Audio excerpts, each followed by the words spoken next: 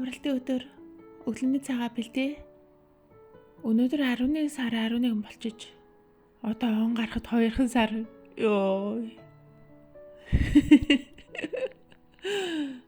Энэ он эхлэхэд ямар зорилго тавьснаа сандгүй. Гэтэ ямар ч гэсэн жин хасах бол нэгт юм уу хоёрт байсан л ах.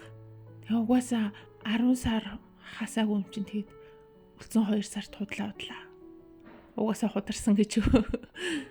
Нөхөрхөө хоёр өглөөний цагаан уучаад гарч байр үзнэ гинэ.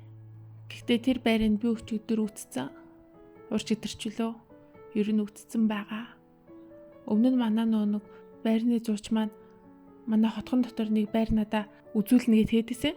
Тэр нь 11 сарын 1-ээс өмнө хүн нь гарч ин тэгэхээр нь үзүүлэе гэд хэдээсэн. Тэгээд өчигдөр үлээ урч өдөр үлээ би нэг очиж үтсэн. Хүмүүс нь арай гараагүй хатна. Тэгсэн чинь ер нь гайгүй нүүж болохоор юм шиг санагцсан. Харин үний хувьд бол айгүй аятайхан байсан нь ер нь яг сонголт хийх гол шалтгаан болсон. Яг тийм ижилгүнтэй байрнууд 3 сая 300-аас эхлэдсэн байхгүй юу? Тэгээд тэр зал болохоор 3 сая 100 гэж хэлсэн болохоор тэгэд байр нь гайгүй цэвэрхэн. Тэгэд наран тал руугаа харсан болохоор дулаахан юм шиг санагцсан. Тэгээд харин түрээслэгч нар нь гараагүйсэн болохоор гэлс хэдийн юм асууж амжсан чинь өвөлдөө гайгүй штэ дулаахан байдаг. Тэгээ дээрээс нэмэлт нөө кондишн суулгасан. Манай байр чинь гэхдээ угаасаа нөө төвийн кондишнтэй л доо. Гэхдээ яагаад чи тэр байранд нэмээд кондишн суулгацсан байсан. Миний бодлоор өвөлдөө дулаахан байж магадгүй. Гэхдээ зундаа тэгэл амар халуун юм шиг санагдсан. Тийм болохоор хоёр өрөөнд нь кондишн суулгацсан юм болов уу гэж бодсон. Гэхдээ өвөлдөө дулаахан байх чинь амар чухал л та. Гэхдээ зундаа ихэд халуун байх чинь бүр чухал штэ бас. Гэхдээ тэр байр болохоор 64 м². Одоо манайх чинь 53 гэдэг баг. Тэгэхээр нэг 10 гаруй километр. Юу километр гэсэн үү? Метр квадрат гэсэн үү? Сая юм километр ярьсан явж байна гэж юу? Манай одоогийн байгаагаас нэг 10 гаруй метр квадратаар том. Гэтэ яг ороод үсэр нэг том нь хаана орсон юм ярьцаа. Тэгээд миний одоо 2-3 жилийн өмнөх бичлэгүүдийг сандаг бол тэр үед одоо манайх өөр байр түрээсэлдэг байсан шүү дээ тий хотон дотроо. Тэр байртай төстэй. Тэр байрны яг юм загвар ахгүй юу? Тийм болохоор ер нь бидний мэддэг загварын байрын өглөө нөхөрхүү хоёр очиж үзээд ер нь бүх юм шалгаад тэгээд боломжийн юм байна гэдэг нөө зуучтай гэрээгээ байгуулъя гинэ. Тэгэхээр нь тэгэлэгчлээ.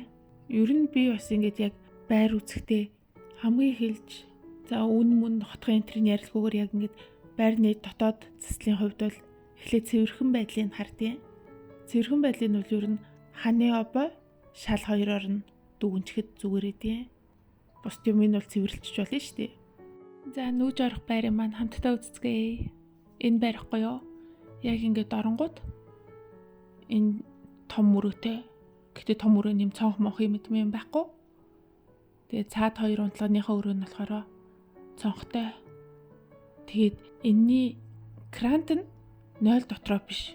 Крант нь илүү идэх нь надад таалагддаггүй юм. Манай өмнөх байр бас ийм крант нь яг энэ загвараар байдагс аахгүй. Тэгээд крант нь илүү идэх нь жоохон тийм.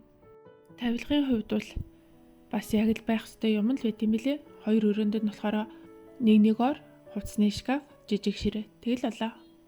Угаасаа өөр юу ч яах вэ? Тэгээд том өрөөндөө болохоор энэ зурагтны шкаф надад амар таалагдсан. Айгуу гоё том. Тэгээд зөндөө олон юм хийгээд багтаачаар айтайхан шкаф байсан. 0 нь улччгийн ингийн л. Гэхдээ 0-доо угаалгын машина хийснээс 0-доо кранта багтаачгүй тий. Эсвэл багтахгүйсэн болов уу? Би крант нь илүү хатан дургүй гэдэг юм аа.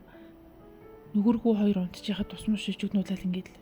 Тэгэж угаасаа ариун цэвэр талаасаа 0 дотроо л зүгээр үстэй. За гэтээ тэр яах вэ? Галзуухны хэсэг харин том өрөөгөөрөө юм хаалгаар тусгаарлагдсан байдаг нь арай дэжгүй юм билэ. Энэ плитгийг хараа. Би энэ плитийг өмнө харж байгаагүй. Нэг тал нь юм хонхорхой, нэг тал нь юм тэгшгэн. Тэгшгэн нь жаав. Хонхорхойнууд нь сонио. Заавал нэг юм бүрэнхий суурьтай тоогоо хэрэглэх юм бах та. Хиттуудын пиш мишин дээрээ хэрэглээд байдаг тоогоог санаж гэнэ үү?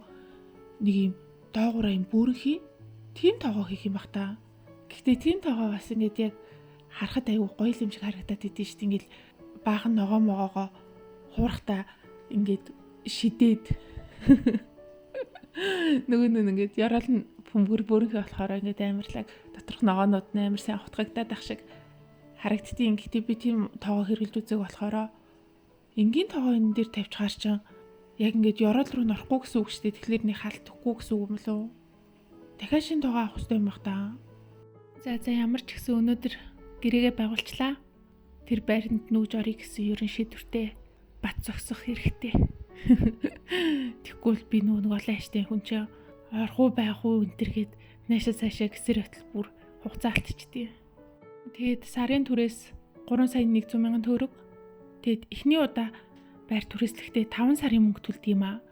3 сарын түрээсийн мөнгө дээр нэмэх нь 1 сарын түрээсийн мөнгийг барьцаа олгож байрны эзэндээ өгдөг. Тэгээд дахиад 1 сарын түрээсийн төлбөрийг байр олж өгсөн зуучтай өгдөг. Гэтэ би энэ зуучлалын мөнгийг 70% таа ярьсан байгаа. Тэгээд яг гэрээний эхлэх хугацаа 11 сарын 10-даар эхлэе гэж ярьсан. Тэгвэл одоо бид нэр амьдарч байгаа байрны түрээсийн хугацаа нь 11 сарын бас дундуур байхгүй юу? Тийм болохоор би өнөөдрөөс эхлээд гэрээгээ тооцоолчвал бараг 10 хоног нөгөө байранда дэмий мөнгө зарчна гэсэн үг шүү дээ. 10 хоног гэдэг чинь бараг сая төгрөг гэсэн үг. Тийм болохоор зуучтаа хэлээд за чи нэг 2-7 хоног ингээ тавиад өгчөөчтэй энэ төр гэтгсэн чинь за ихтэл 10 хоног тавьж өгье гэдгээд 11 сарын 10 гээд байранд орохоор болсон. Гэхдээ байраа хүлээгээд авсан болохоор тэр үе хүртэл хувц хундраа зүгэл нүүж ихэд болох байлгүй дээ. За бай бай.